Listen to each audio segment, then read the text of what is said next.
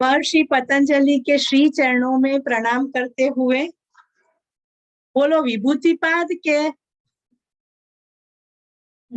Repetition. ना विभूतिपाद। विभूतिपाद, सबकी इच्छा है कि विभूतिपाद में ही आगे जाए।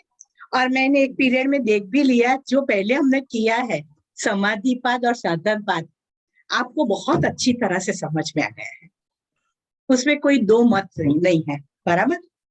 तो इसके लिए हम विभूतिपाद में कि पूरा पतंजलि योग सूत्र हमारा एक बार समझ में आ जाए, है ना, तो उसमें ही आगे जाते हैं। ठीक है, तो क्या आया था विभूतिपाद में, बोल लो। 35। हाँ,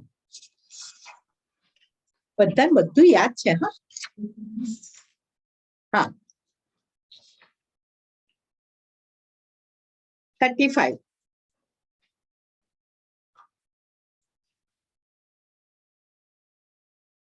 सत्व पुरुषयोः अत्यंत असिंकर्णयोः प्रत्यय अविशेष भोगः पर अर्थत्वात् स्व अर्थ संयमात पुरुष ज्ञानम।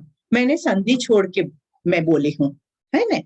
सत्व पुरुषयोः अत्यंत असंकीर्णयोः प्रत्यय अविशेषः भोगः पर अर्थत्वात् स्व अर्थ संयमात पुरुष ज्ञानम।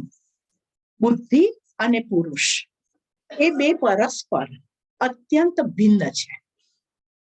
એમાં અભેદનું જ્ઞાન એ ભોગ છે।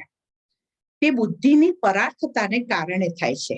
તે ભોગ રૂપતાથી ભિન્ન સ્વાર્થ માત્ર પુરુષ સંબંધી જ્ઞાનમાં સંયમ કરવાથી પુરુષનો સાક્ષાત્કાર થાય છે। પુરુષ यानी क्या? ईश्वर। यहाँ पर महर्षि पतंजलि ने परमात्मा, भगवान, ईश्वर ऐसे शब्द प्रयोग नहीं किए हैं। पुरुष, पुरुष यानी परमात्मा। आपको मालूम है ना कि मीराबाई बहुत अच्छे भजन गाते थे, और एक जगह पर वो गई तो एक जो महाराज थे, पंडित थे, उनको वो पुरुषवादी थे, तो उनको कि पुरुष ही अच्छी तरह से भक्ति कर सकते और साक्षात्कार कर सकते, स्त्रियों का ये काम नहीं है कि स्त्रियां कभी नहीं कर सकती। जब उन्होंने मीराबाई के बारे में सुना कि वो बहुत भक्ति करती है और कृष्ण परमात्मा उनके लिए सत्य है, सहज है, तो उनको बहुत जेलसी आई और उन्होंने कहा कि आप मीराबाई को कहा कि आप मुझ पुरुष को आप हराओ तो मैं मानूं कि तुम अच्छा भक्ति करते हो। तो मीराबाई बहुत हंसे। तो क्या क्यों हंसती हो? क्योंकि मुझे मालूम नहीं था कि ब्रज में श्री कृष्ण परमात्मा के अलावा भी और कोई पुरुष है। तो बाकी सभी गोपियां ही है, श्री कृष्ण परमात्मा ही पुरुष है, बाकी सब गोपियां है। तो इसी तरह से यहाँ के पुरुष यानी परमात्मा, और परमात्मा आत्म तत्व जो हमारे अंदर है, मन बुद्धि चित्त अहंकार, वो हमारा अंतःकरण है। अंतःकरण जो दिखाई नहीं देता है, और उसके साथ साथ हमारी आत्मा भी है। और मन जो है वो सोच सकता है, वो आत्मा जो है उसमें से प्राण लेकर वो सोच सकता है। बुद्धि निर्णय कर सकती है, वो आत्मा में से प्राण लेकर वो निर्णय करती है। चित्त जो है उसके पास पूर्व की सभी मेमोरी है, तो वो आत्मा में से प्रकाश लेकर, आत्मा में से प्राण तत्व प्राप्त कर वो अपनी स्मृति को बनाए रखता है, चित्त जो है। बराबर। तो ये कहते हैं चित्त यानी बुद्धि को कि मन को। तो जो यहाँ का कि बुद्धि और पुरुष जो अभेद मानते हैं कि बुद्धि एज आत्मा है, ऐसा मानते, तो वो कहीं पर भूल कर रहे हैं। वो उसे अभिन्न मानना यानी भूल करना, वो दोनों भिन्न है। आत्मा अलग है, बुद्धि अलग है। अब बुद्धि, जो आत्मा को निकाल दो तो बुद्धि भी जड़ ही है, वो कोई भी निर्णय करने के लिए सक्षम नहीं। आत्मा के प्रकाश से वो निर्णय कर सकती है, और जो निर्णय करते हैं, तो बार बार मैंने आपको कहा कि आत्मा तो साक्षी स्वरूप ही है, जो अंदर बैठे वो साक्षी स्वरूप है। आपके पूर्व जन्म के जो कर्म है, जो ऋणानुबंध है, उसे पूरे करते जाओ और अपलिफ्ट होते जाओ। फिर आत्मा पर से आवरण दूर होते जाते और आप साक्षात्कार प्राप्त कर लेते हैं। तो आत्मा खाली प्रकाश देता है, बुद्धि अपने संस्कारों के अनुसार निर्णय करती है, लेकिन उसमें अभेद देखते हैं, यानी कि दोनों के एक है ऐसी दृष्टि से देखते हैं, वो लोग जो है वो भूल कर रहे हैं। और जिन्होंने ये अभिन्न तत्व नहीं है, वो दोनों भिन्न है, आत्मा आत्मा है, बुद्धि तो उनके कारण प्रकाशित है। जिन्होंने ये जान लिया और पुरुष पर जो लोग अपना ध्यान केंद्रित करते हैं, यानी कि संयम करते हैं, तो उनको पुरुष का साक्षात्कार हो जाता है। यानी आत्मा क्या चीज है, और आत्मा का हो गया तो परमात्मा का भी ज्ञान हो जाएगा। जो दिन, जो मिनट, जो क्षण आपको ख्याल आ गया कि मेरा आत्मा क्या है, वो दिन, वो क्षण, वो टाइम पर आपको मालूम पड़ जाएगा कि परमात्मा तत्व क्या है। दोनों एक ही है, पर ये शरीर का बंधन आ गया है ना, तो हम बंध गए हैं। और बंधन नहीं है तो फिर आत्मा परमात्मा में विलीन ही है। तो यहाँ पर बुद्धि जड़ है, आत्मा चेतन है, और आत्मा के चैतन्य से बुद्धि चैतन्य प्राप्त करती है। ख्याल आया? तो इसकी वजह से जो सांसारिक स्तर के व्यक्ति होती है ना, वो दोनों को एक मानती है। लेकिन ऐसे कई पर ઈચ્છા ને મારા આત્માને ઈચ્છા કરી છે, મને આત્માથી એવું થયું છે મારે આવું ભોગવવું જોઈએ કે મારે આવું કરવું જોઈએ, वो गलत सोच रहे हैं। आत्मा की तो कोई इच्छा ही नहीं है। आत्मा तो इच्छा रहित है, वो तो निर्विकार है, निर्लेप है, उसको तो कुछ पड़ता ही नहीं है। लेकिन बुद्धि वो साइड पर ले जाती है और हम आत्मा का नाम उसको दे देते हैं। तो वहां पर फिर आत्मा और बुद्धि को एक मानते हैं, तो सुख के पीछे दौड़ते हैं, फिर दुख आता है। पर जिन्होंने ये भेद जान लिया तो वो पुरुष का साक्षात्कार कर लेते हैं। तो वो उस पर संयम करना है, आत्मा पर संयम करना है, तो वो भेद मालूम पड़ जाएगा, आत्मा का ज्ञान हो जाएगा।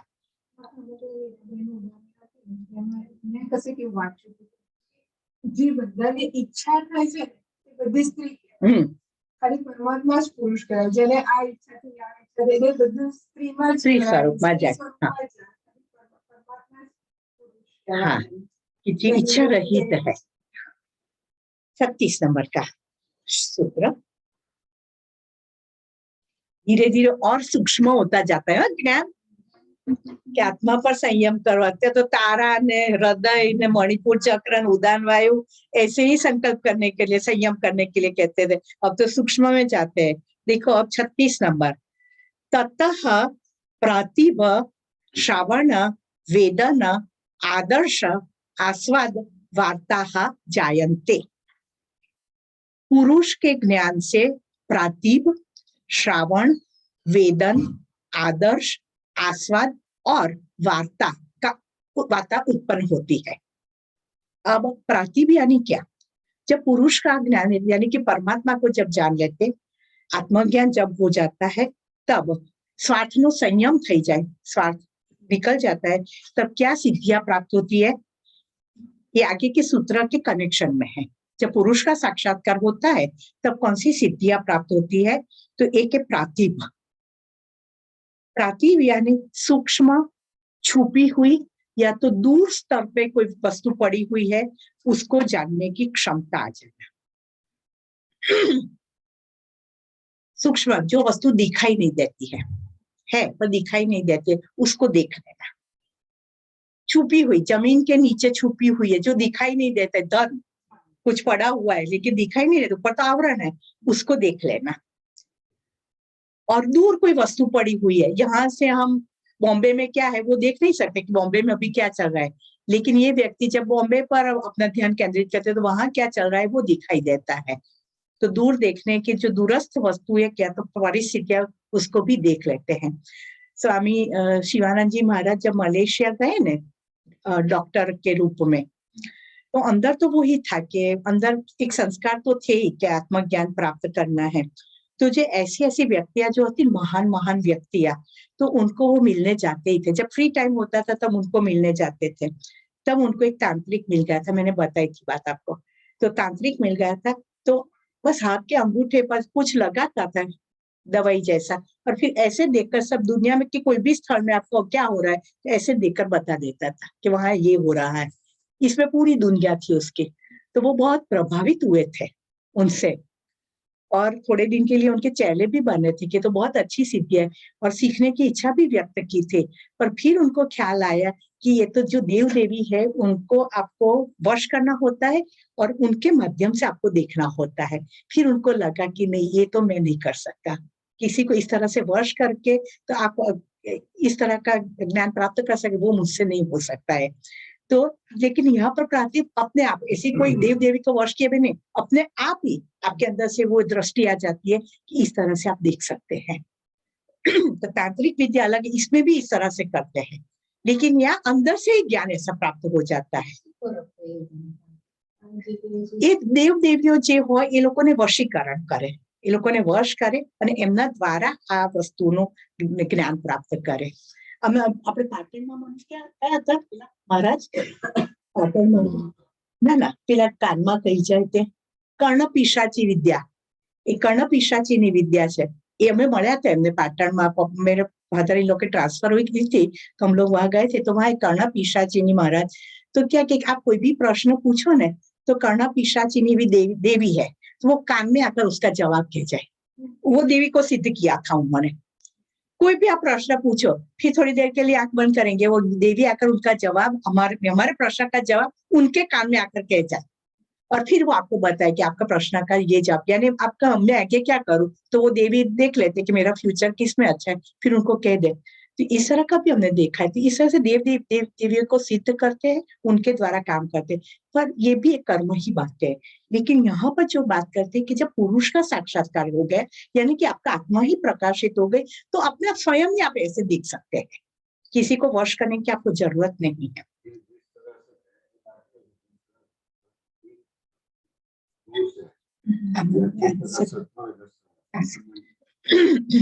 इस प्रकार तीन दो से हमारे में उसी तरह जो देव लोग उसमें तीन लोग है, स्तर है, जिसको जैसा की सिद्धि चाहिए निम्न स्तर की इस तरह की लौकिक सुख पाने में जो सिद्धि चाहिए, तो जो निम्न स्तर की सिद्धि होती है उसको वश में लेते हैं, लोगों को इम्प्रेस करने के लिए वश करते हैं, उनके पास आए वो किसी स्तर के काम से लेकिन काम से वो बहुत जल्दी से आपके पास वश आप ले सकते हैं।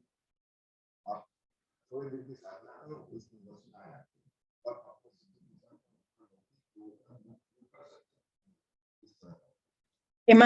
इसके लिए तो बुक भी होती है, लाल किताब, लाल बदला साधना है, बहुत साधनाएं दी गई। बहुत सारे जो पॉलिटिशियंस होते हैं उनको जीतना है तो बगलामुखी की साधना करते हैं। जी जो जिसने बगलामुखी की साधना सिद्ध की है उनके पास जाते हैं, आशीर्वाद लेते हैं। आपने ग्रेजुएशन किया, मास्टर्स मेडिकल में, उसने उसका का मास्टर किया, एक साल जनरल में वो सब सिद्ध कर लिया, तो कंप्लीट नहीं है वो उसको सिद्ध कर लिया। फिर ऐसे लोग आपके पास आते हैं जिनको ये सिद्धियां चाहिए, आप ऐसा दो और आपको वो आशीर्वाद दे, इस तरह के। पर यहाँ पर जो बात है वो बिल्कुल अलग है। ये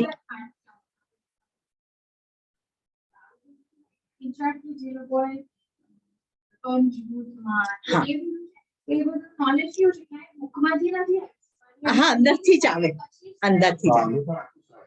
हाँ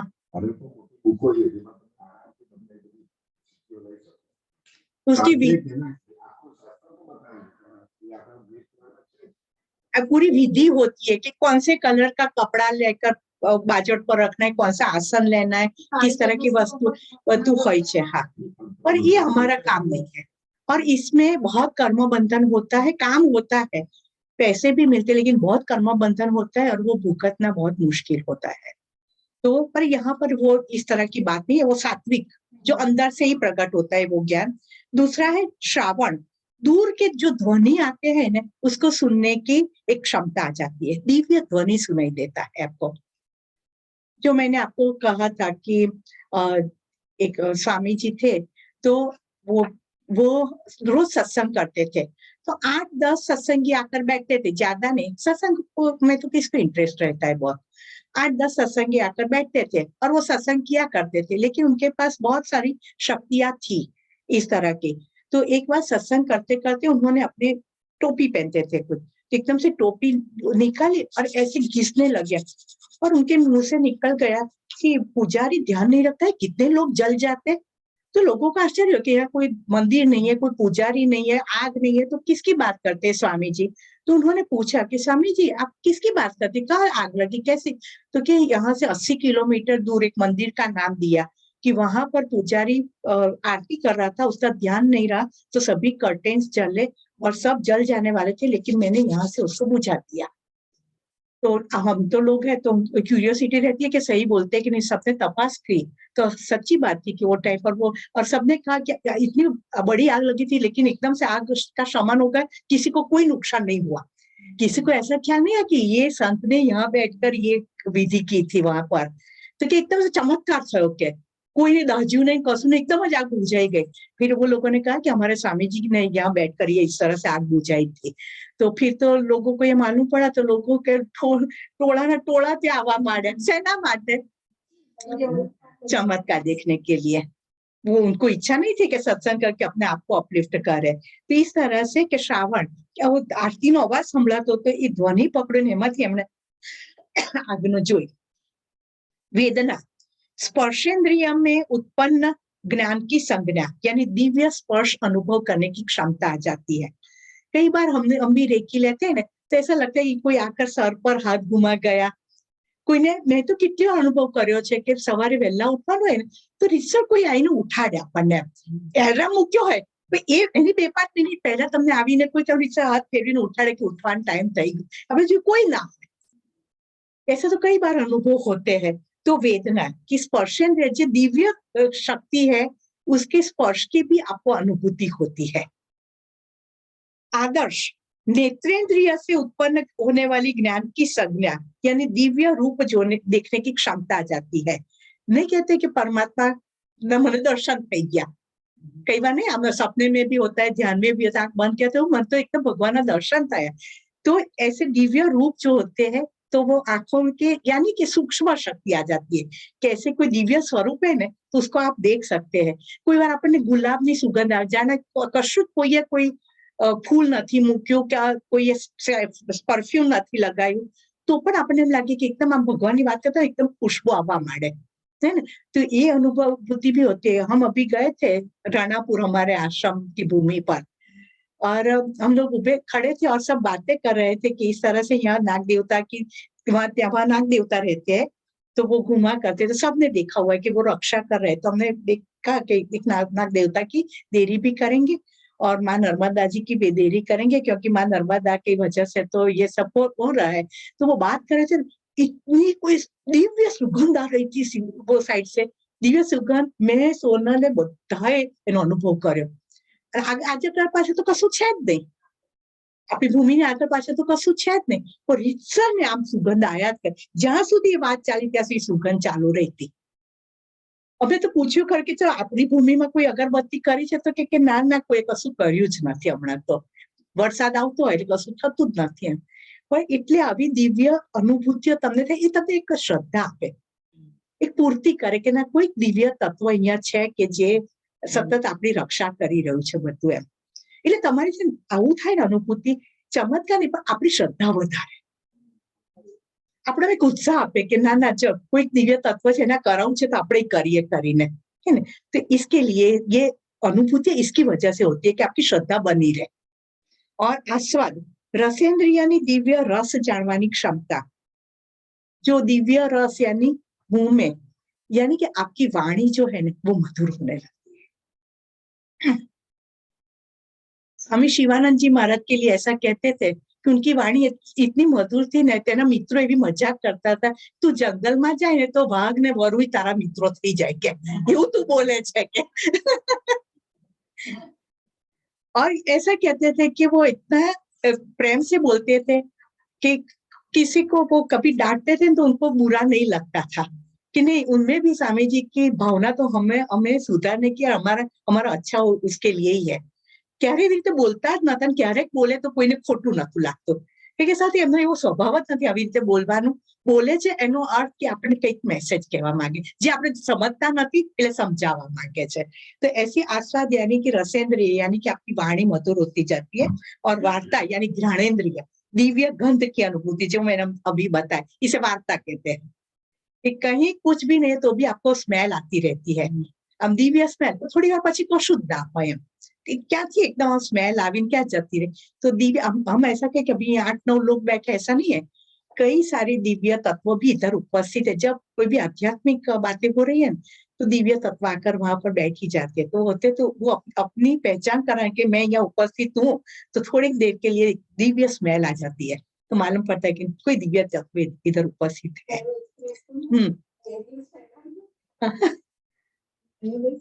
ભગવદ ગીતા મને આમ તો વાણી જોડે મને ખ્યાલ જ હતો કે સ્નાન છે સ્નાન કેમ આવે સાથી બધી સેર મને પોતે કીધી. અને જ્યારે શ્લોક બોલે છે તો જનરલી હું પહેલું વાંધો ના આવે. અડધો શ્લોક હતો ત્યાં સુધી મારાથી બોલાય નહીં, કે હું ખેંચાતી ગઈ પૂરામાં. એટલે મને પછી મેં મારું ડિસ્કશન કર્યું હતું. આજે મને 2 દિવસ સખત સ્મેલ આવે છે કે કોઈક દિવ્ય. जैसे आप लोग नहीं कि न्यूमरोलॉजी, वो दिखाई देने वाले कि चलो 3 1 आ गया कि 3 आ गया तो अच्छे आंकड़े आ गए, तो उसका मतलब कि कोई दिव्य शक्ति मेरे साथ है. ये જોઈને તમને ખબર આ સૂક્ષ્મમાંથી અનુભૂતિ થાય.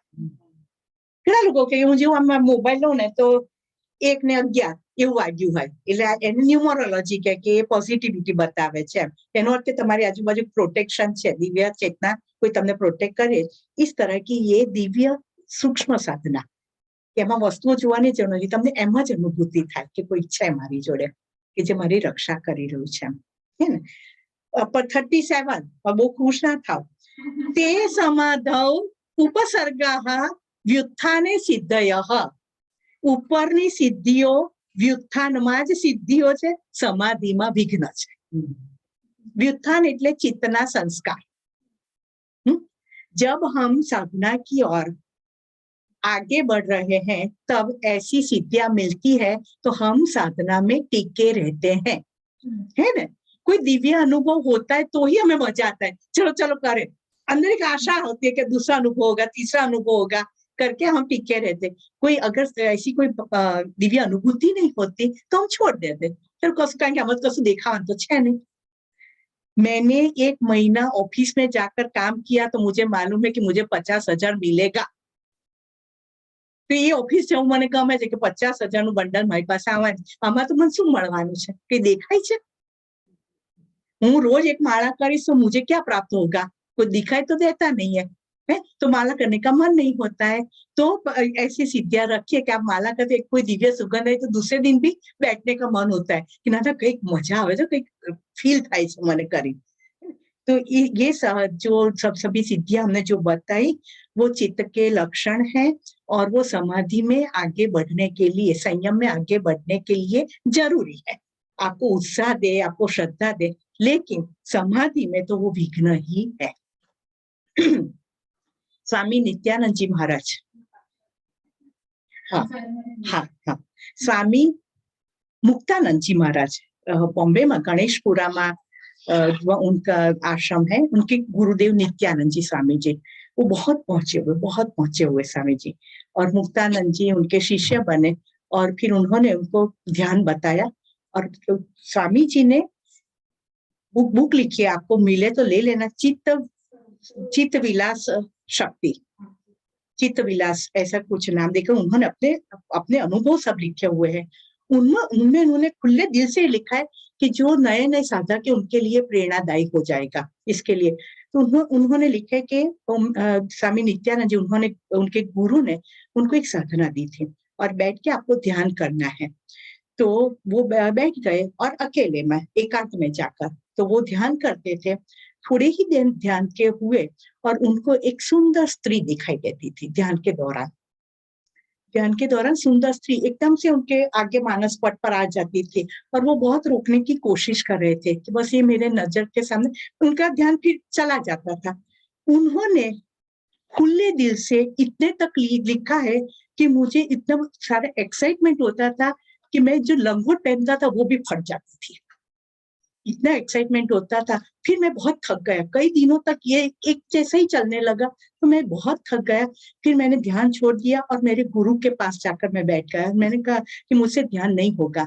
तो मुझे तो एक स्त्री आती है और मैं बहुत डिस्टर्ब हो जाता हूँ।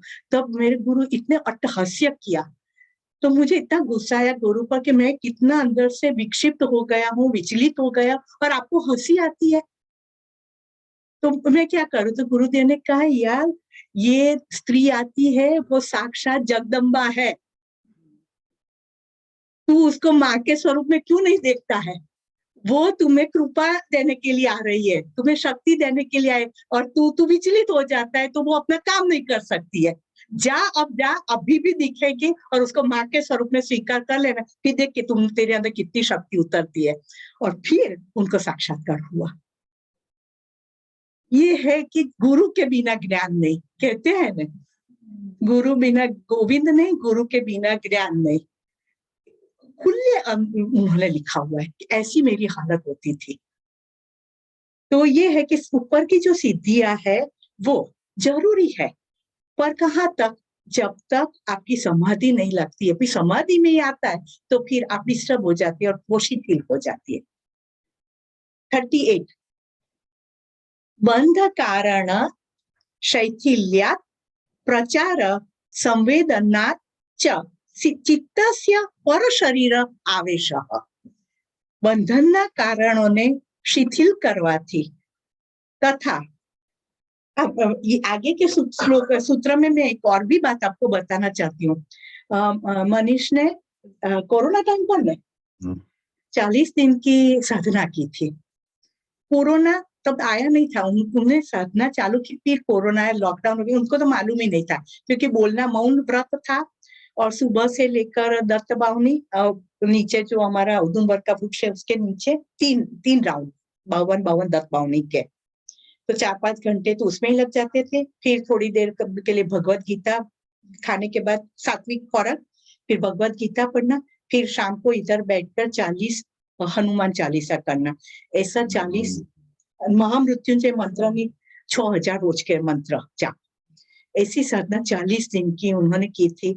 और वो टाइम पर फिर तो लॉकडाउन लग गया, थोड़े दिन के बाद लॉकडाउन लग गया था, पर उनको तो कुछ मालूम नहीं, और हमने भी बताया नहीं था कि साधना में तो करने दो। लेकिन फिर लॉकडाउन जब खुला था कि उसके पहले, हाँ, हमारे वहाँ जो झाड़ू वाली बाई आती है ना, तारा उसका नाम है, तो ऐसा होता था कि मनीष साधना के लिए नीचे अगरबत्ती लेकर नीचे उतरे न साईं बाबा को करने के लिए, तभी वो तारा आ जाती थी झाड़ू લઈને હાથમાં, બરાબર એને મનીષ સામે થઈ જાય, અને મનીષને મગજ જાય કે હું આમ ભગવાન કહું છું સામે ઝાડુ લઈને, અને એને શું સમજ હોય, હા ને, એને તો હું ચોખ્ખું કરી કાઢું બધું, સાહેબ ખુશ થશે કે હું ચોખ્ખું કરી કાઢ, એટલે મોટું ઝાડુ લઈને આવે પાછું। તો પછી અરે રોજ એક દિન મનીષે મને કહેતા કે તારાને કે વહેલી આવી જાય કે મોડી આવે, તો મેં કહ્યું કે તારા તું કાલથી મોડી આવજે થોડી, તો એ મોડી તો મનીષે મોડું થાય, પાછા બે સામે થઈ જાય। પાછું પછી તો તમે નહીં માન્યો, હું તો છે ભગવાનના રૂમ વાળી બહારી બેસી ઉભી, તારા દેખે કહું તારા હમણાંથી કરીને, તો એ સાંભળે આવી જ જાય। એટલે મારી દશા તમે વિચારી શકો છો કે કેટલું બધું કે પરિસ્થિતિ સાચવવાનું એટલો બધો। પછી મેં કીધું તું એવું કે 6 વાગ્યામાં આવીને કરી જા, બરાબર છે? તો એ વહેલી તો મનીષે દિવસ વહેલો કે આજે હું વહેલો બેસ્યો, તારા ના મળે ને એટલે રોજ છે, રોજ તમે નહીં માનો, એક દિવસ એવો નહીં કે બે સામે ના થઈ જાય। અને પછી મનીષને એમ થાય કે આ કેમનું આ કે મને પછી લખીને વાંચી કે મારી સામે ના આવી જાય। અને મને અંદરથી શું થયું, મેં મનીષને લખી તું એનામાં જગદંબાના દર્શન કેમ નથી કરતો, કે કદાચ તું આ સાધના ચાલજે, તારી સાધના ચાલુ રહી છે ત્યારે માતાજી આ સ્વરૂપે તને આશીર્વાદ આપે કે તારી આજની સાધના સરસ રીતે થાય, પણ એ આશીર્વાદ આપવા આવે છે તને, તું એ રીતે કેમ નથી લેતો એમ। અને એને પણ એવું થયું ગયું, અને પછી ક્યારેય બે જણ ભેગા ના થયા, બોલ, હે ને? આ તો અમારો પ્રત્યક્ષ અનુભવ। હું પાછળ ટાંકી પર ઉભી રહું, ત્યાંથી ના સાંભળે તો બારીમાં ઉભી રહું, પણ આવી જ જાય। એટલે આ છે કે જે કયા સ્વરૂપ में ભગવાન ન જાણે કોણ से સ્વરૂપ में નારાયણ आ જાય, હે ને એવું છે. એટલે તમને બધા સ્વરૂપના જે પરમાત્માના દર્શન કરે છે તે પરમાત્માને પામી જાય છે. હવે બંધનના કારણોને શિથિલ કરે, આપણે કહ્યું હતું, હા, બંધ કારણ શૈથિલ્યાત પ્રચાર સંવેદના ચ ચિત્તસ્ય પર શરીર આવેશઃ. બંધનના કારણોને શિથિલ કરવાથી તથા મનના આવવા જવાના માર્ગના જ્ઞાનથી ચિત્તનો પર શરીર પ્રવેશ થાય છે. ये हमारी जो आत्मा है वो शरीर में बंधन में आ गई है, शरीर बंधन થઈ ગયું છે, पर उसको शिथिल कर दे. ये जो शरीर रूपी बंधन है उसको शिथिल कर दे और मन कौन से मार्ग से बाहर निकलता है और अंदर आता है, वो मार्ग पर संयम करने से आप पर शरीर पर काया में पर काया प्रवेश कर सकते, दूसरे के शरीर में प्रवेश कर सकते हैं. शंकराचार्य, आदि शंकराचार्य जी थे ना, उनका एक विद्वान, में उनका नाम भूल गई हूँ, उनके एक विद्वान के साथ उनका वाद विवाद था. पहले ऐसे विद्वानों के बीच में वाद विवाद होते थे और फिर उसमें से कौन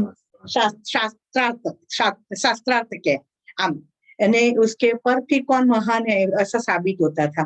तो वो जो पंडित थे वो गृहस्थ थे, तो उनकी जो पत्नी थी उनको ही जज के रूप में रखा.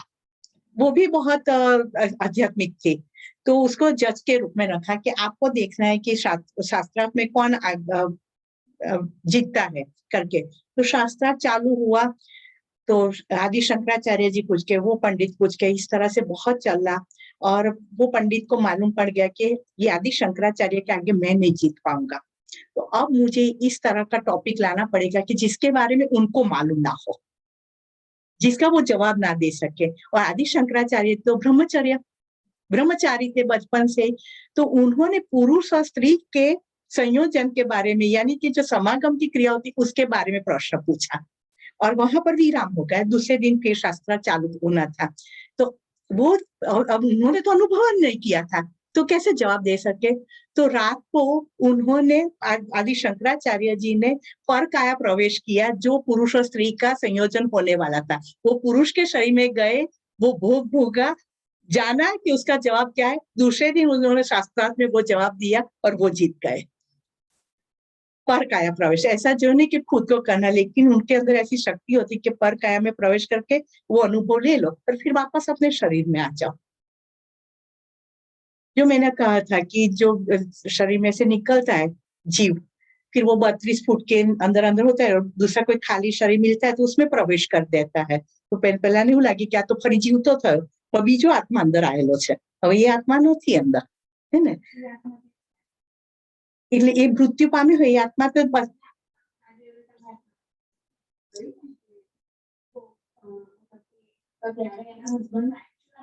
એ તો અંદર હોય જ.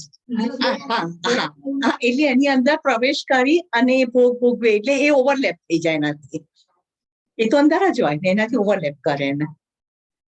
એટલે આવી રીતે પર કાયા પ્રવેશના પણ અમે ઘણા બધા આવા સાંભળ્યા છે કે કરી શકતા છે સિદ્ધ પુરુષો એવી રીતે सारा काम माटे. 39 हाँ बेटा, शिथिल कम कर देना.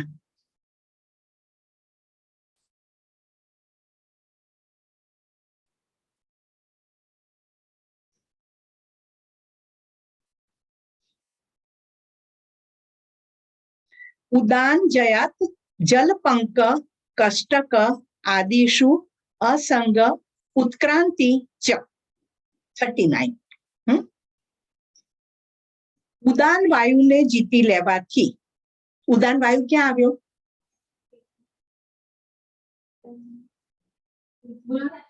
કંઠમાં. હજી તો 5 વાયુમાં લોચા મારો છો. એ તો फटाफट याद જ હોવું જોઈએ. उदान वायु कंठમાં, સાચી વાત છે, कंठમાં, और उसकी गति है ऊपर की तरफ, मस्तिष्क में गति होती है और वहां से परम तत्व की ओर उसकी गति होती है. तो उदान वायु ने जीती लेवाथी पानी, कीचड़, कांटा वगैरह में शरीर नो संयोग थतो नथी अने ऊर्ध्व गति पर थाय छे. आपको प्रहलाद की स्टोरी मालूम है? वो नारायण के नाम देते रहते थे और उनके पिताजी हिरण्यकश्यपु उनको वो पसंद नहीं था, क्योंकि नारायण ने इसके भाई हिरण्यक्ष का वध किया था, तो उनको उससे बैर लेना था। लेकिन उनका ही पुत्र नारायण का ही नाम लिया करता था, तो उनको बहुत गुस्सा आता था। और आगे बढ़ के उन्होंने तो दानव पुत्रों को भी नारायण का नाम सिखा दिया था कि ये नाम ही परम नाम है और उसका नाम लेने से सब काम होते हैं। तब हिरण्यकश्यपु को बहुत गुस्सा आया और उन्होंने प्रहलाद को पर्वत पर से फेंक देने का भी आदेश किया था, कांटों में डालने का भी आदेश किया था, कीचड़ में डालने का भी आदेश किया था, पानी में डुबा देने के भी आदेश किया था, सभी प्रकार का आदेश किया, फिर भी उनकी मृत्यु नहीं हुई थी। क्यों? उदान वायु। जब परमात्मा का नाम लेते हैं तब उदान वायु ऊपर की ओर गति करता है पॉजिटिवली। अलग विचार करते हैं तो नीचे की ओर जाता है, तो भ्रमित होता है। ये ऊपर की ओर जाता है तो पूरे मस्तिष्क जो है, ब्रेन वगैरह है, वो नाम से ही भर जाता है और अल्टीमेटली वो चेतना के साथ कनेक्शन हो जाता है। तो फिर वो चेतना का वो चेतना है वो उसका रक्षण करती है। जिसका नाम आप लेते हैं वो चेतना उसका रक्षण करती है। इसीलिए उदान वायु को जीत लेना यानी कोई एक नाम पकड़ लिए, ये कंठ है यानी नाम स्मरण है, जप है। एक नाम पकड़ लेने से उदान वायु पर कंट्रोल आ जाता है, वो ऊपर की तरफ ही गति करता है। पानी कीचड़ कांटा એટલે ઉપાધિઓ, તકલીફ, જે બધી નાની મોટી તકલીફ આપણે નાની નાની વાતમાં આપણે નથી, આ મારી જીવનમાં તકલીફ આવી ગઈ ને આ તકલીફ આવી ગઈ ને આ તકલીફ આવી गई, હવે तुच्छ જેવી તકલીફ पर આપણે એમાં ઉલझाई जाता होइए। इस प्रकार की तकलीफें नहीं आती है और जीव ऊर्ध्व गति को प्राप्त होता है। પાણી કિચડને આપણે અહીંયા એ અર્થમાં લઈશું, આપણે કોઈ પાણી ફેંકવા નથી જવાનું કે કિચડમાં નાખવા નથી જવાનું, તો એવા સંજોગ ઉભા થાય કે આ તો કિચડ એટલે ગંદુ, એવો ગંદો સંજોગ ઉભો થઈ ગયો કે આપણે એમાં બહાર નથી નીકળી શકતા। તો ઉદાન વાયુ यानी एक नाम स्मरण, एक मंत्र, एक गुरु, एक ईश्वर, एक मंत्र, एक माला, एक जग्या, एक समय, અને પછી કરવામાં આવે તો ઉદાન વાયુ को जीत लेते तो आप सभी मुश्किलों से, उपाधियों से पर होकर, आदि व्याधि उपाधियों से पर होकर ऊर्ध्व गति को प्राप्त होते हैं। तो पांच प्राण छे, प्राण जो छे, प्राण एक ज छे, उसको कार्य अनुसार 5 भेद किए गए हैं। तो प्राण जो है वो हृदय में रहता है, हृदय चक्र में, और वो मुख और नाक द्वारा गति करके हृदय चक्र इतने भाग में वो प्राण वायु काम करता है। अपान वायु जो है वो मूलाधार चक्र में है, उसकी गति नीचे की तरफ है, मल मूत्र को नीचे की ओर ले जाता है और नाभि से लेकर पग के तलवे तक उनकी गति रहती है अपान वायु ने। समान वायु जो है वो पेट में रहता है, खुराक और पानी को पूरे शरीर में समान रूप से प्रसारित करता है। हृदय की नाभि सुधी जे छे ने ते समान वायु छे, नाभि थी नीचे छे ते अपान वायु छे, पेट थी हृदय सुधी छे ते प्राण वायु छे, आटલું। અને વ્યાન વાયુ જે છે તે સ્વાધિષ્ઠાન ચક્ર में वो पूरे शरीर में गति करता है और उदान वायु जो उसकी एक मात्र उदान वायु की गति ऊपर की तरफ है, कर्ण से मस्तक की ओर वो जाता है और उसके माध्यम से ही व्यष्टि यानी व्यक्तिगत चेतना जो है वो समष्टि यानी कि परम चेतना के साथ जुड़ती है। और मृत्यु के समय भी उदान वायु ही काम करता है, स्थूल शरीर से सूक्ष्म शरीर को अलग करने का काम उदान वायु का है। 5 तत्वों विघटन કરી દેવું અને પછી સૂક્ષ્મની ગતિ આપી દેવું, એ પણ ઉદાન વાયુ काम करे छे। उदान वायु को जिसने जीत लिया उसके जीवन में तकलीफ बहुत कम हो जाती है। अभी नानी मोटी बड़ी तकलीफ रोज रोज नव नव कई ऊभू थया करते ने બધું બંધ થઈ જાય और वो जीव जो है वो ऊर्ध्व गति कर सकता है। 40 समान जयात ज्वलनम, समान वायु क्या रहे? पेट में, मणिपुर चक्र में। समान वायु पर संयम करने से योगी का शरीर दिव्य प्रकाश से दीप्तिमान हो जाता है, तेजस्वी। मणिपुर चक्र जो है वो अग्नि तत्व है, 5 तत्व है ना। मूलाधार चक्र कौन सा तत्व? Very good. स्वाधिष्ठान चक्र, वेरी गुड। मणिपुर, हृदय चक्र और थ्रोट चक्र, वेरी गुड। तो मणिपुर चक्र जो है अग्नि तत्व, अग्नि तत्व का मूल स्रोत कौन सा है? सूर्य, सूर्य नारायण। है ना, वो अग्नि अग्नि अग्नि का मूल स्रोत है ना। तो सूर्य यानी आत्मा, सूर्य के आने से ही ऑटोमेटिक प्रकाश हो जाता है, अंधेरा दूर हो जाता है। इसी तरह से समान जया ज्वलनम, समान वायु मणिपुर चक्र पर संयम करने से व्यक्ति का शरीर दिव्य प्रकाश यानी अंदर का अग्नि तत्व जागृत हो जाता है, पूरा शरीर प्रकाशित, ओरा भी एकदम प्रकाशित हो जाता है। वो ओरा दूसरे को स्पर्श करता है और वो व्यक्ति अंदर से ज्ञान जागृत हो जाता है। ज्ञान कोई पुस्तकों में नहीं है, समझो। जिनको अंदर से ज्ञान का स्फुरण हुआ है उन्होंने पुस्तक लिखा है।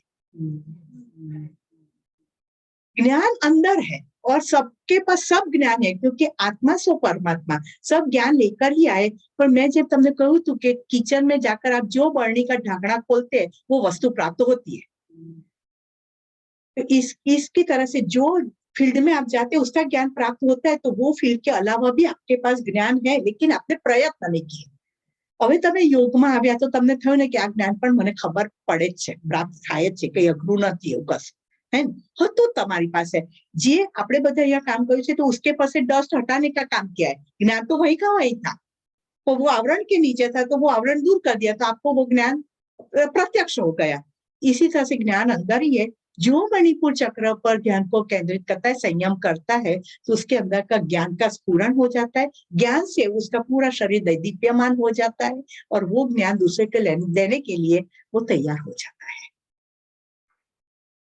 दिव्य प्रकाश એટલે જ્ઞાનનો પ્રકાશ કે वो दूसरे के जीवन में जो अंधेरा है, अज्ञान का अंधेरा, उसको भी दूर करने के लिए सक्षम हो जाता है। और उसके लिए उसको बोलने की भी जरूरत नहीं है, उसकी उपस्थिति इनफ है। कई लोग कहते थे कि हमें આપણે જે સાઈનાથ મહારાજનું જે છે સચ્ચરિત્ર, એમાં આવે છે કે કેટલાય પ્રશ્નો લઈને અમે જતા હોઈએ ને શિરડીમાં એન્ટર થાય ને બધા પ્રશ્નોના જ્યારે સમાધાન મળવા માંડે। जब उनकी समाधि के पास जाते कोई प्रश्न ही नहीं बचा है। तो जैसे ही उनके ओरा में आ जाते हैं तो सब समाधान होते जाता है, क्योंकि वो ओरा ही बोलता है। और साईं बाबा भी कहते थे कि कोई भी भक्त आए तो मुझे भी घंटी बजती आ रहा है करके। એમને દેખાય દિવ્ય નેત્રોથી કે પેલો આવી રહ્યો છે, એમ કયા કામથી આવે છે બધું ખબર પડી જાય અને એની જે ઈચ્છા હોય તે પૂરી થઈ જાય એમ। એટલે समान वायु के जीतने से इसको लिटरल अर्थ में नहीं लेना है, सूक्ष्म जगह दिव्य प्रकाश दीप्तिमान यानी ज्ञानी થઈ જાય છે પુરુષ। જેની પાસે જે હોય તે આપી શકે। जो ज्ञानवान है वो दूसरों को ज्ञान दे सकता है ना।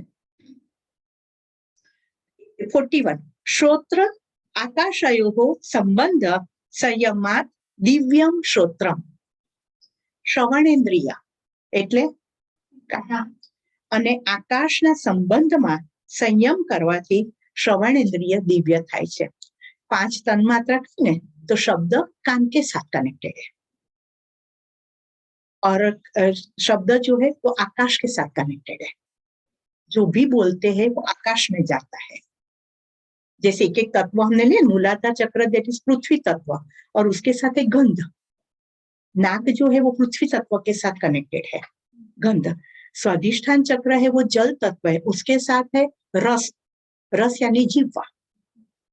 मणिपुर चक्र जो है वो तेज तत्व है, अग्नि तत्व है, और उसके साथ है चक्षु इंद्रिय।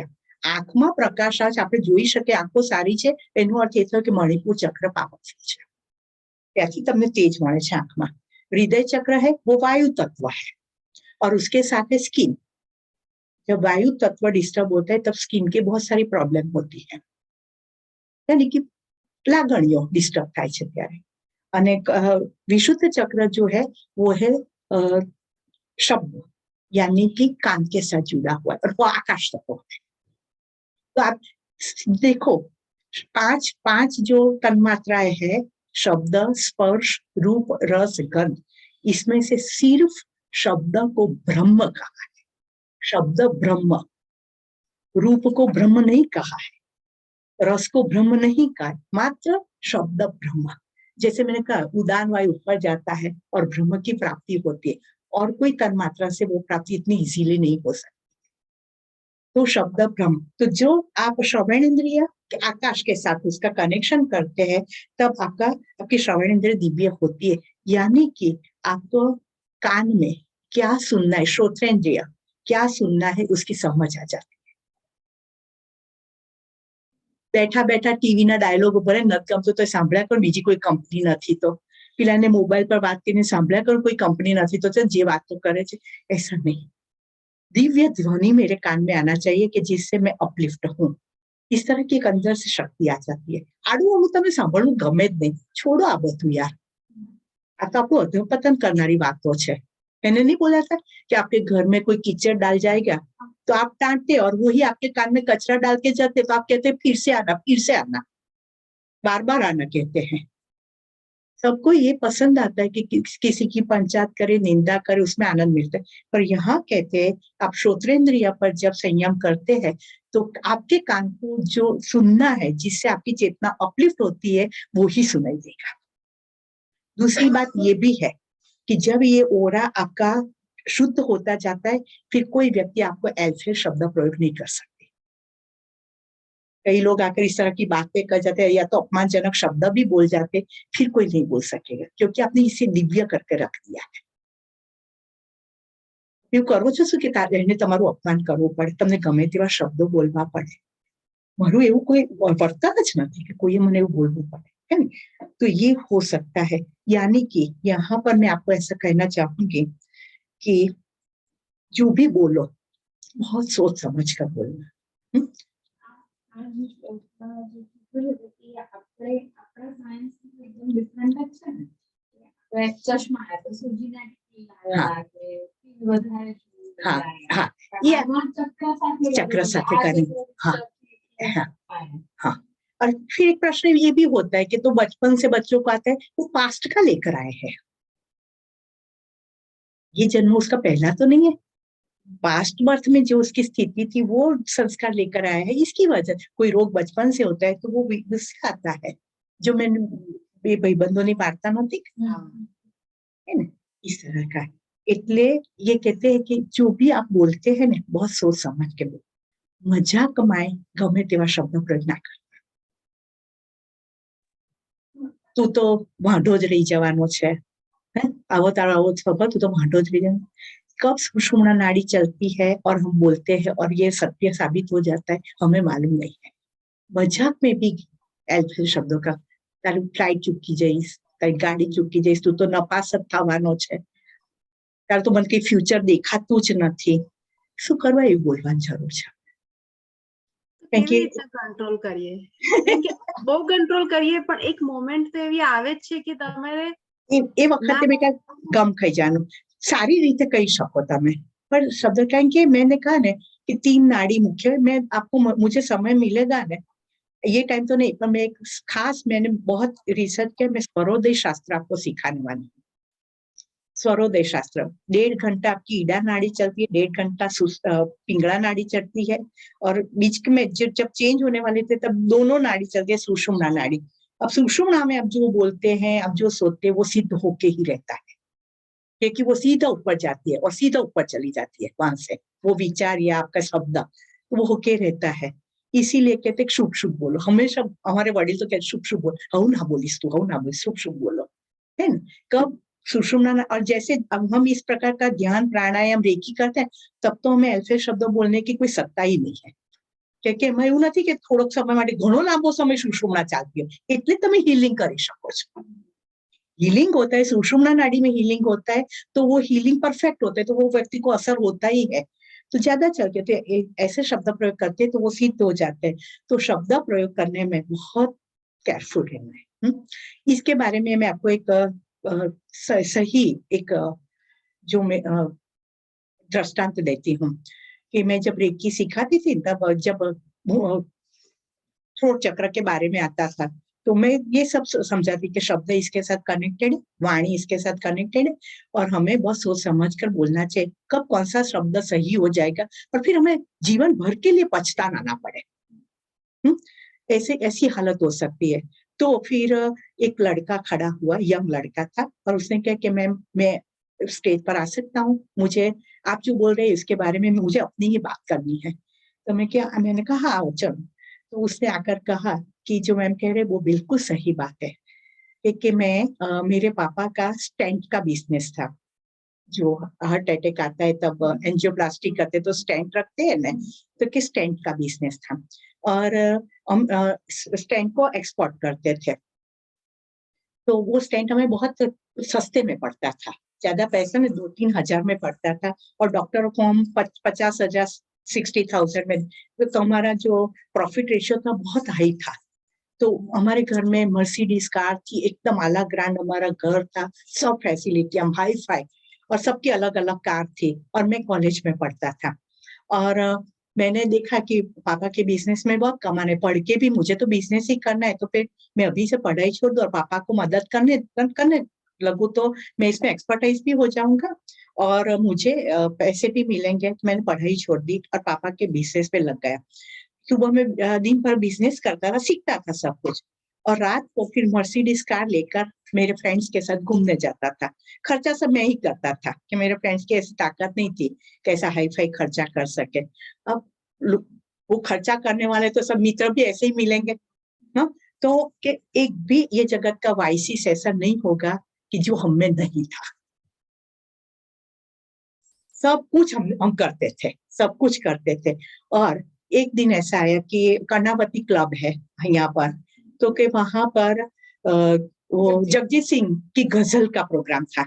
तो हमने लोगों ने देखा कि चलो वहां जाकर आज बैठते हैं। रात को तो कहीं ना कहीं जाना ही होता था, तो हम कर्णावती क्लब में गए और हमारे पास सब ड्रिंक्स वगैरह था, अल्कोहल वगैरह। तो लास्ट टेबल अंधेरे में हम बैठ गए और मित्र भी थे, अल्कोहल भी था, नॉनवेज फूड भी थे, सब कुछ था। और यहाँ पर जगजीत सिंह की गजल का कार्यक्रम चालू हुआ, एक के बाद एक गजल, और हम ये आनंद ले रहे थे और थोड़ी मजाक मस्ती भी कर रहे थे। और इतने में, और शरद पूनम की रात थी, चांद पूरा सर पर था और बराबर 12 बजे का टाइम था रात का, और जगजीत सिंह ने एक गजल की शुरुआत की और म्यूजिक बजाया और उन्होंने पूछा ऑडियंस से कि कौन सी गजल है, और वो गजल थी, ये कागज की कश्ती, ये बारिश का पानी, ये शोहरत भी ले लो, ये दौलत भी ले लो, मुझे लौटा दो मेरे बचपन के दिन। ऐसे कुछ वर्ड्स है। शुरुआत होती है कागज की कश्ती, ये बारिश का पानी, और मैंने कहा ये शोहरत भी ले लो, ये दौलत भी ले लो। रात के 12 बजे का टाइम था, दूर बैठे हुए थे, यानी कि बहुत जोर से बोला था। आजू बाजू सब नेगेटिविटी थी, मित्रों भी ऐसे थे, वस्तुएं भी ऐसी पड़ी हुई थी, और क्लब का कल्चर था। सर पर पूर्ण कला से खिला हुआ चांद, तू मांगने के लिए तैयार हूँ, देने के लिए तैयार हूँ। 12 बजे का समय था और वो टाइम पर इतने जोर से उन्होंने बोला, तो क्या आप, मैम आप बिलीव नहीं करेंगे, जगजीत सिंह ने मुझे कहा कि भाई ऐसा मत बोलो, ऐसा मत बोलो, ये शोहरत भी ले लो, ये दौलत भी ले लो, कि ऐसा मुझे ऐसे शब्द मत बोलो क्या। पर जो बोल गए हवा में शब्द आकाश में चले गए, और चंद्रमा ने प्रसन्न होकर आशीर्वाद दे दिया कि हाँ जाए। कि आप बिलीव नहीं करेंगे, दूसरे ही दिन हमारे जो बिजनेस में कॉम्पिटिटर खड़े हो गए और वो बहुत सस्ते में स्टैंड देते, तो हमारा पूरा सभी ऑर्डर कैंसिल हो गए। कभी डॉक्टर से मना कर दिया कि हमें अब नहीं चाहिए आपसे, और हमारे जो लेने थे पैसे, वो पैसे भी दबा दिए कि नहीं मिलेगा, कि आपने तो बहुत हमको चीट किया है करके। पैसे मिलते भी नहीं थे, बिजनेस भी बंद हो गया। इसकी वजह से मेरे फादर को अटैक आ गया और वो गुजर गए, और सभी डेब्ट अब मेरे पर खड़ा है और कोई धंधा चलता नहीं है। एक इमेज जती रही તમારી માર્કેટમાં કે આ તો ચીટ કરે છે આ માણસ, એટલે કે કોઈ પણ ધંધો કરવા જો સૌ ચાલતો જ નથી, કેમ કે આ વાત તો બધે ફેલાય। तो चीट, तो इसकी वजह से कि एक शब्द ने मुझे पूरा खत्म कर दिया। आज ही पर इनके पास धंधो नहीं, वो बुद्धि तो बहुत है उसके पास, बहुत सारा धंधा कर सकते, आज भी नहीं चलता है कोई भी धंधा। शब्द वापरવામાં બહુ જ કેરફુલ, બહુ જ ગમે તેવું નહીં બોલતા ક્યારે। મૌન થઈ જાવ, દુઃખ થાય તો મૌન થઈ જાવ, હવે નથી બોલવું। નામ બોલીએ ને જો આજુબાજુવાળા વધારે હા તેમ કરીને બોલાવે। હા થાય છે, એવું થાય છે, પણ બને ત્યાં સુધી આપણે કંટ્રોલ કરીશું ને જે આ તમારો પાવર વધશે ને એટલે ઓટોમેટિક એ વસ્તુ ઓછી થઈ જશે। જ્યાં સુધી તમે ચીડાવો છો ને ત્યાં સુધી લોકો ચીડાવે તમને, ચીડાવો ને તમે બેટા નાની વસ્તુ, એટલે તમને ચીડાવવા માટે એવું કરે કે ચલો હેરાન કરવું એને કરીને, જાણે અજાણે સબકોન્શિયસ લેવલ પર તમે ચૂપ થઈ જશો, પછી એ લોકો કહે કે આ તો ચીડાતી જ નથી, તો છોડો હવે. 42 काय आकाशयोः संबंध संयमात लघु तूल समापत्तेः च आकाशगमनम. खबर पड़ी कि आकाशगमनम, आकाश में उड़ी सको. शरीर तथा आकाश के संबंध में संयम करने से या तो हल्के रूह के रूप में संयम करने से आकाश गमन की सिद्धि प्राप्त हो जाती है. हमारे कई सिद्ध पुरुष ऐसे हैं कि जिन्होंने, हम तो वो भेजते रॉकेट भेजते, શું કહેવાય ને, યાન, મંગળ પર વસ્તી છે કે નહીં, ચંદ્ર પર છે કે નહીં, પાણી કરીને. આપણા સિદ્ધ પુરુષો કેટલા કે મંગળ ઉપર વસ્તી નથી, ચંદ્ર ઉપર છે, બધું જઈને જોઈને આયેલા છે. બધા આકાશ ગમન की सिद्धियां तो बहुत इजीली प्राप्त होती है. तो शरीर और आकाश, शरीर को हल्का फुल्का कर देते हैं. तो उस पर संयम करने से आकाश में उड़ने की क्षमता आ जाती है. सशरीर, सूक्ष्म शरीर नहीं, सशरीर उड़ी શકે. જેવી રીતે હેલિકોપ્ટર ને પ્લેન ઉડે છે ને, એવી રીતે હનુમાન દાદા ઉડે છે. હનુમાનજી, હા, હનુમાનજી જો એને હનુમાન ચાલીસા આવડી ગયો, કેવા તરત હનુમાનજી યાદ આયા, એટલે એને હૃદયસ્થ થઈ ગયા છે, ભલે બોલી શકે કે ના હોય. હનુમાનજી ઉડતે, નારદ ઋષિ નહોતા આવતા, આમે અહીંયાથી પૃથ્વી પર આવે, પૃથ્વીમાંથી સ્વર્ગમાં જાય, સ્વર્ગમાંથી બ્રહ્મલોકમાં જાય, બ્રહ્મલોકમાંથી વિષ્ણુ લોકમાં જાય, જતા હતા ને. આપણને આશ્ચર્ય થાય, પણ બધી સિદ્ધિઓ છે જ. तो પછી तो अंत्य शरीर खूब अत्यंत सूक्ष्म हो जाने से आकाश गमन की भी सिद्धि प्राप्त होती है. सरस निसर्ग. हाँ.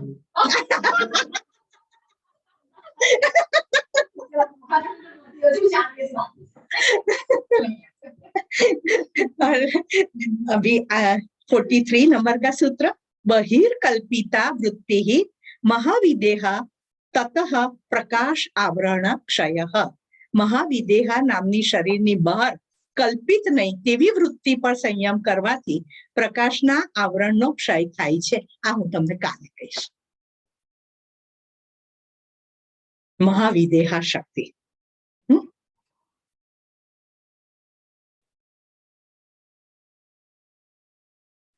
શાંતિ મંત્ર. ओम पूर्णमद पूर्णमिदं पूर्णात् पूर्णमुदच्यते पूर्णस्य पूर्णमादाय पूर्णमेवावशिष्यते. ओम शांति शांति शांति. हरि ओम. श्री गुरुभ्यो नमः. हरि ओम. ये विभूति पाठ तो खत्म होते होते हम भी सूक्ष्म हो जाएंगे, ऐसा लगता है. सभी सिद्धियां हम इस सिद्धि में तो આપણે જતા જ રહીએ છીએ ને, કોઈ પાછા શરીરમાં આવીએ છીએ, જ્યારે જતા જ રહીએ છીએ, वो अनुभव तो हम भी कर लेते हैं. तो लास्ट में विभूति पाठ पूरा होगा तो अब तो कोई होगा ही नहीं यहाँ पर, सब आकाश गमन.